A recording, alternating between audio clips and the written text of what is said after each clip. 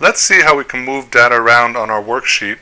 We have here a small little table, and we can see, I'm going to show you how to actually cut, copy, and paste information in our spreadsheet to different areas in the spreadsheet. So let's say we want to go ahead and click on a column, let's say for the year 2001. So we go ahead and select it, again by just holding down the left mouse key and scrolling down.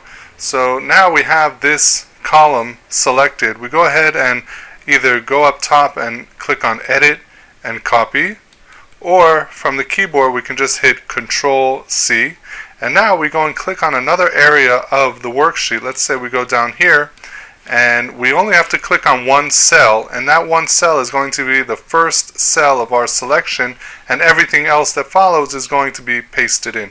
So we go ahead and select one cell, and again we can go up top and click paste, or we can go ahead and from the keyboard hit Control V. But either way, we see that the information goes into the other section of our worksheet, and it's a very easy way to take data and move it around.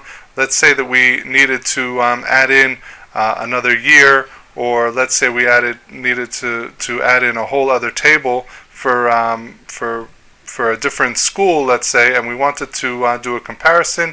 Whatever it is, whatever reason we needed this information, we can go ahead and just move it down. Now keep in mind that here we did not have any formulas. This was just straight data of numbers entered into the table.